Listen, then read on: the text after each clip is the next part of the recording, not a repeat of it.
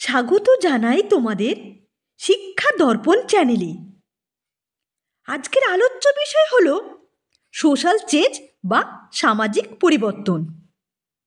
আমরা আজকের ক্লাসে পড়ব সামাজিক পরিবর্তন কী, সামাজিক পরিবর্তনের নেচার মানে প্রকৃতিটা কীরকম, সামাজিক পরিবর্তনের প্রসেস মানে সোশ্যাল প্রসেসটা কী, সামাজিক পরিবর্তনের যে টাইপগুলো আছে সেই টাইপগুলো, সামাজিক পরিবর্তনে যে সমস্ত এজেন্সিগুলো গুরুত্বপূর্ণ ভূমিকা পালন করে সেগুলো কি কি সেগুলো নিয়ে আলোচনা করব। আমি এর আগের ক্লাসে তোমাদেরকে social group and social process মানে সামাজিক গোষ্ঠী এবং সামাজিক প্রক্রিয়া পড়িয়ে দিয়েছি। তোমরা যদি না দেখে থাকো ডিসক্রিপশন বক্সে তার লিঙ্ক দেওয়া থাকবে, তোমরা দেখে নিও। এছাড়া আমি Indian school of philosophy, western school of philosophy ইত্যাদি পড়িয়ে দিয়েছি, তোমরা প্লেলিস্ট থেকে ওগুলো দেখে নিও। আর আমার পড়ানো যদি তোমাদের থাকে তবে চ্যানেলটা লাইক, শেয়ার, সাবস্ক্রাইব করতে ভুলবে না।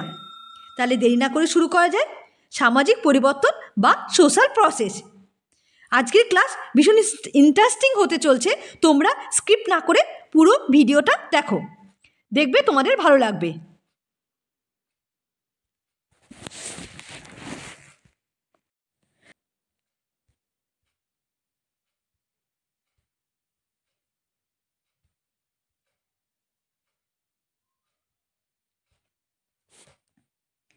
সামাজিক পরিবর্তন একটি নিরবিচ্ছিন্ন চলমান প্রক্রিয়া। সামাজিক পরিবর্তন অতি বাস্তব ঘটনা। সামাজিক পরিবর্তন বলতে সমাজের সকল প্রকার রূপান্তরকে বোঝানো হয়। এই রূপান্তর স্থায়ী বা সাময়িক এবং বাহ্যিক বা অমূল্য পরিবর্তন হতে পারে। সামাজিক পরিবর্তন বলতে বোঝায় মানব সমাজের কাঠামো বা কার্যাবলীকে পরিবর্তন। তাহলে আমরা কি জানতে পারলাম সামাজিক পরিবর্তন কি? চেঞ্জ ইন সোসাইটি মানে সমাজের যে পরিবর্তন তাকেই বলা হয় সামাজিক পরিবর্তন। সমাজের যে সমস্ত পরিবর্তন লক্ষ্য করি সে তাকেই বলা হয় সামাজিক পরিবর্তন। সামাজিক পরিবর্তন সম্পর্কে ম্যাকাইভার অ্যান্ড প্রেজ তিনটি শর্তর কথা বলেছেন। এবার আমরা দেখে নিই শর্তগুলো কী কী। প্রথম শর্ত হলো মানুষের দ্বারা সৃষ্ট পরিবেশের পরিবর্তন, মানে মানুষের দ্বারা পরিবেশ যে পরিবর্তন করছে সেটা। 2 নম্বর হলো মানুষের চিন্তা বিশ্বাসের পরিবর্তন। আর 3 নম্বর হলো দৈহিক কাঠামো, দৈহিক ও ভৌগোলিক পরিবর্তন। তাহলে আমরা কি কি জানতে পারলাম? ম্যাকাইভার পেজের পরিবর্তন কয় ধরনের রয়েছে? ম্যাকাইভার পেজ পরিবর্তনকে 3 ভাগ রয়েছে। এক নম্বর হলো মানুষের দ্বারা সৃষ্ট পরিবেশের পরিবর্তন হয়, 2 নম্বর হলো মানুষের ভাবনা চিন্তা বিশ্বাসের পরিবর্তন, আর 3 নম্বর হলো দৈহিক এবং ভৌগোলিক পরিবর্তন। মানে ম্যাকাইভার সমাজ পরিবর্তন সম্পর্কে 3টি শর্ত দিয়েছেন। আশা করি বোঝা গেল। এবার দেখে নিই কি আছে। এবার আমরা দেখব সামাজিক পরিবর্তনের নেচার মানে সামাজিক পরিবর্তনের প্রকৃতি কেমন। প্রথম পয়েন্ট হলো সামাজিক পরিবর্তন ইউনিভার্সাল মানে সার্বজনীন, মানে সামাজিক সর্বজনীন স্থির না, সর্বময় মানে সামাজিক পরিবর্তন হতে পারে, এই জন্য বলা হচ্ছে সামাজিক পরিবর্তন সার্বজনীন।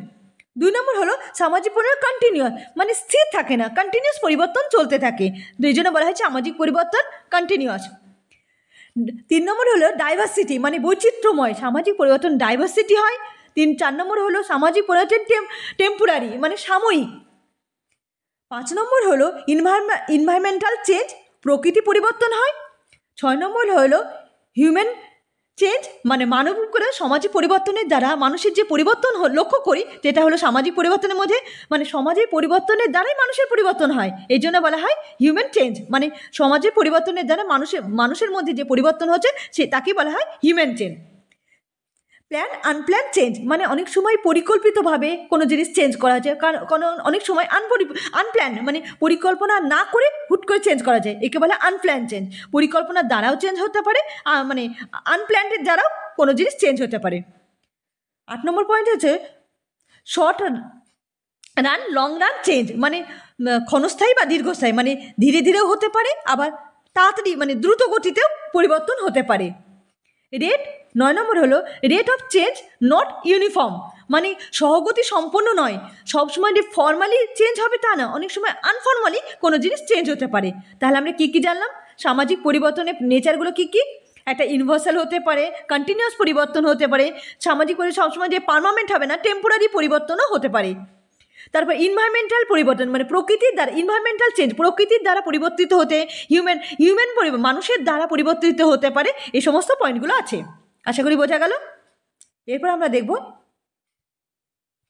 দেখব সামাজিক পরিবর্তনের প্রসেস, মানে process of social change.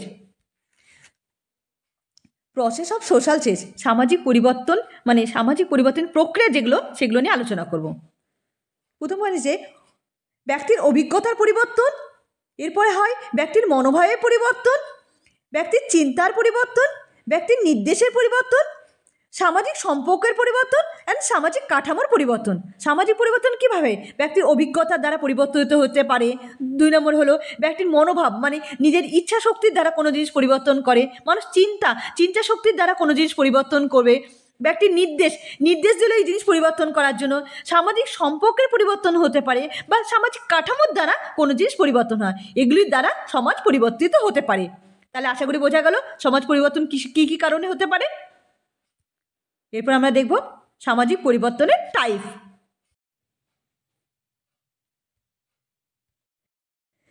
Of social change, মানে সামাজিক পরিবর্তনের শ্রেণীবিভাগ। এবার আমরা পড়ব সামাজিক পরিবর্তনের শ্রেণীবিভাগ। Base on it space and speed, মানে গতিবেগের দিক থেকে সমাজ পরিবর্তনের 2 ভাগে ভাগ করেছে। একটা হলো রেভলিউশন চেঞ্জ আর একটা হলো এভলিউশন চেঞ্জ।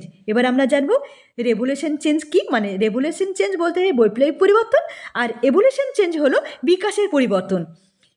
এই যে বৈপ্লবিক পরিবর্তন বলতে বোঝানো হয়েছে যে ধীরে ধীরে আমাদের সমাজ ব্যবস্থার যে পরিবর্তন হচ্ছে তাকে বলা হয় বৈপ্লবিক পরিবর্তন বা রেভলিউশনের চেঞ্জ। এখানে আমরা ডারউইনের মতবাদ পড়তে পারি। আমরা ডারউইন কি বলেছেন? উনি বলেছিলেন যে ধীরে ধীরে আমাদের সমাজ ব্যবস্থা পরিবর্তন হয়েছে। মানুষ তো আগে আসেনি। প্রথমে কি এসেছিল? প্রথমে এসেছিল ফিশ, তারপরে এসেছিল ম্যামলস, তারপরে এসেছিল শিম্পাঞ্জি, তারপরে এসেছিল হিউম্যান। এই যে ধীরে ধীরে মানুষের পরিবর্তন হচ্ছে, এটা হলো রেভলিউশনের চেঞ্জ। ফিশ, তারপর ম্যামলস, তারপর শিম্পাঞ্জি, তারপর হিউম্যান আসলো। তার আগে ফিশ আসলো, তারপর ম্যামল স্তন্যপায়ী প্রাণী, তারপর শিম্পাঞ্জি এসলো, তারপর যে হিউম্যান মানে মানুষ এসলো। এই যে ধীরে ধীরে মানুষের যে মানুষ উৎপত্তি হচ্ছে, মানে মানুষ যে আসছে, সমাজ ব্যবস্থার যে পরিবর্তন হচ্ছে, একে বলা হয় রেভলিউশনের চেঞ্জ, মানে বৈপ্লবিক পরিবর্তন। ধীরে ধীরে সমাজ ব্যবস্থায় উন্নত হওয়া বা সমাজ ব্যবস্থার চেঞ্জ হওয়া, এটাকে বলে রেভলিউশনের চেঞ্জ। এবার আমরা পড়বো এভলিউশনে, মানে বিকাশগত দিক থেকে বলা হয় যে দ্রুত গতিতে বিকাশ হয়। যে সমাজ ব্যবস্থার যে চেঞ্জ হয় তাকে বলা হয় বিকাশগত পরিবর্তন। বিকাশগত পরিবর্তন আমরা বলতে পারি যে ফ্রেঞ্চ রেভলিউশন এসেছিল বা রাশিয়ার রেভলিউশন, এই সমস্ত, বা শিল্প আন্দোলন। যে শিল্প আন্দোলনের পরে কী হয়েছিল? শিল্প আন্দোলনের ফলে ক্যাপিটালিস্ট উৎপত্তি হয়েছিল, ফলে দেশের মধ্যে আরও বেশি উন্নত হয়েছিল, সহজে দেশগুলো আরও বেশি উন্নত হতে পেরেছিল। এটা কি শিল্প আন্দোলনের ফলেই তো হয়েছিল? এটা কি দ্রুত গতিতে হয়েছিল? এটাকে বলা হয় এভলিউশন চেঞ্জ, মানে এভলিউশন মানে দ্রুত গতিতে যে সমাজ ব্যবস্থার যে উন্নত হয় তাকে বলা হয় এভলিউশন চেঞ্জ। আর রেভলিউশন বলতে ধীর গতিতে। আশা করি বোঝা গেল। এরপরে দেখে নিই, আমরা আগের স্লাইডে দেখলাম, আমরা আগের স্লাইডের স্পিডের দিক থেকে, এবার দেখব বেস অন নেচার, মানে প্রকৃতিগত দিক থেকে সমাজ পরিবর্তনের 2 ভাগ আছে। একটা স্ট্রাকচারের চেঞ্জ মানে কাঠামোগত পরিবর্তন, আর একটা change in value and believe, মানে মূল্যবোধ ও বিশ্বাসের পরিবর্তনে। কাঠামোগত দিক থেকে মানে স্ট্রাকচার, মানে কাঠামোগত দিক থেকে যে সমাজ ব্যবস্থা পরিবর্তন হয় তাকে স্ট্রাকচারাল চেঞ্জ বলা হয়। আর মানুষের মধ্যে সমাজে যে ভ্যালু বা বিলিভের দ্বারা যে সমাজ ব্যবস্থার যে চেঞ্জ হচ্ছে, নতুন নতুন মূল্যবোধ আসছে বা বিশ্বাস তৈরি হচ্ছে, বিশ্বাসের ফলে যে সমাজ ব্যবস্থা মানুষের অনেক জ্ঞান বুদ্ধি আসছে, মানুষ অনেক কিছু জানতে পারছে। এরপরে নতুন অনেক মানুষ যদি পড়াশোনা করে, মানে শিক্ষা অর্জন করে, তবে তাদের মধ্যে মূল্যবোধ আসবে, বিলিফ সিস্টেম গড়ে উঠবে, তারা অনেক জিনিস আয়ত্ত করতে পারবে, তখন তার মধ্যে চেঞ্জ তৈরি হবে। এই যে সমাজ ব্যবস্থা চেঞ্জ, শিক্ষার দ্বারাই তো মূল্যবোধ আর ভ্যালুর উৎপত্তি হবে, নাহলে তো হবে না। এই শিক্ষার দ্বারা যে ভ্যালু মূল্যবোধ উৎপত্তি হচ্ছে, তার ফলে যে সমাজ ব্যবস্থা চেঞ্জ হয়, একে বলা হয় মূল্যবোধ বা বিশ্বাসের দ্বারা সমাজ ব্যবস্থা পরিবর্তন হয়। মানুষ শিক্ষিত হলে তবেই সে চেঞ্জের কথা ভাবে। যদি অশিক্ষিত থাকে তার মধ্যে চেঞ্জ আসবে না। যার জন্য শিক্ষার দ্বারা যে ভ্যালু, মূল্যবোধ, বিশ্বাস হচ্ছে, তার ফলে সমাজ ব্যবস্থা চেঞ্জ হচ্ছে। তাহলে নেচার প্রকৃতিগত দিক থেকে চেঞ্জ কয় প্রকার? প্রকৃতিগত দিক থেকে চেঞ্জ হলো দুই প্রকার, একটা স্ট্রাকচারালগত চেঞ্জ হচ্ছে, পরিবর্তন হচ্ছে, আর একটা ভ্যালু আর বিলিভের দ্বারা পরিবর্তন হচ্ছে। এরপর টাইপ দেখে নিই। Type of the social change base of cause and source, মানে কারণ অ্যান্ড সোর্সের দ্বারা যে সমাজ ব্যবস্থা পরিবর্তন হয় এটা দেখেছি। কজ মানে কারণের দিক থেকে সমাজ ব্যবস্থা পরিবর্তনকে দুই ভাগ করা হয়েছে। কারণের দিক থেকে ইন্ডোজেনাস বা ইন্টারনাল বা অভ্যন্তরীণ কারণে চেঞ্জ হতে পারে, আর এক্সোজেনাস বা বাহ্যিক কারণে দেখতে হয়। একটা হলো অভ্যন্তরীণ কারণের ফলে সমাজ ব্যবস্থা চেঞ্জ হতে পারে, একটা বাহ্যিক কারণে, মানে বাহ্যিক কারণে যে সমাজ ব্যবস্থা পরিবর্তন হয় সেই পরিবর্তন আমরা দেখতে পাই। আশা করি বোঝা গেল। এরপরে সোর্সের দিক থেকে সমাজ পরিবর্তনকে আবার কয় ভাগে ভাগ করেছে? সমাজ পরিবর্তনকে 5 ভাগে ভাগ করা হয়েছে।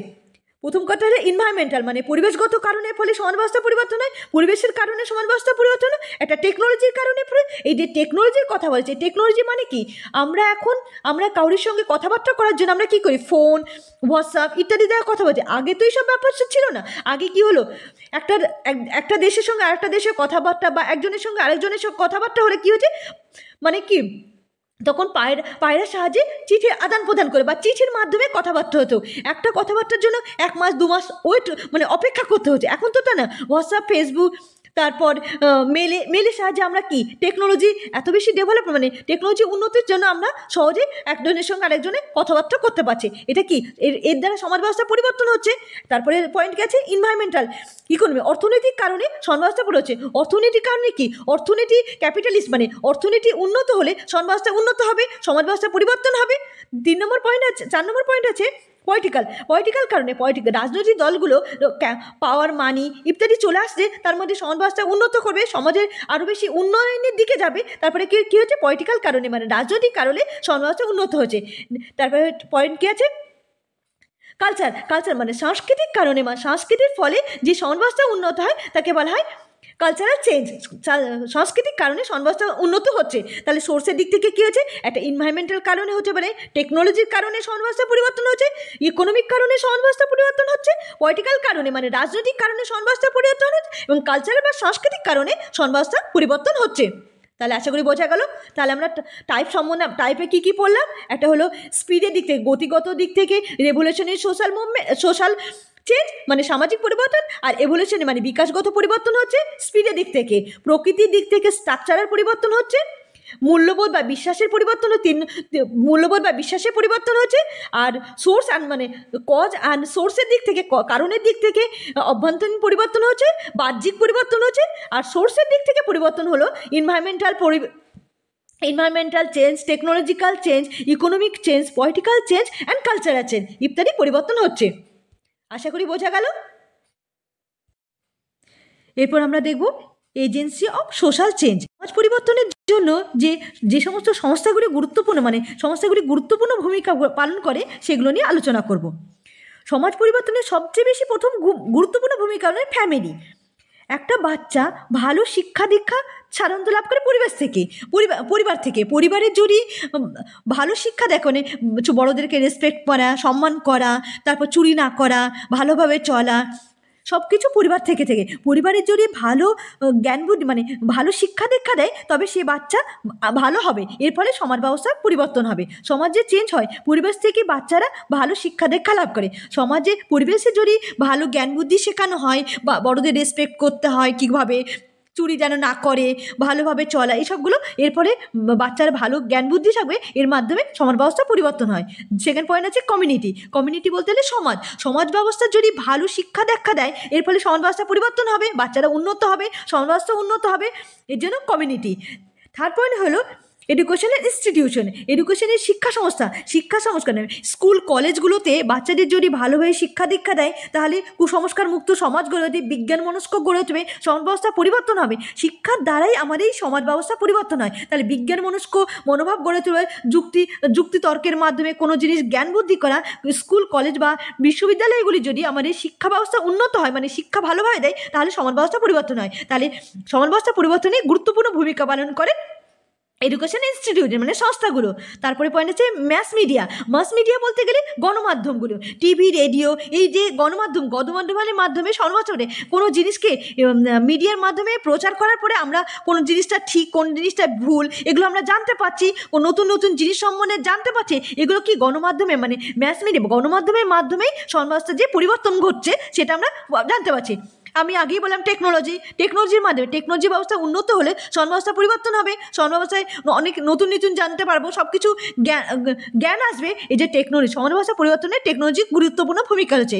তারপর পয়েন্ট হচ্ছে গভর্নমেন্ট সরকার যদি এই যে সরকার যে সুন্দর ভালো নীতির কথা বলে, সরকার যে নতুন নীতি আনবে, নতুন নীতির ফলে সমাজ ব্যবস্থা পরিবর্তন হবে, সমাজ ব্যবস্থা উন্নত হবে, সমাজ ব্যবস্থা উন্নয়নের জন্য গভর্নমেন্ট নতুন নীতি নিয়ে আসবে, তার ফলে সমাজ ব্যবস্থার পরিবর্তন ঘটবে।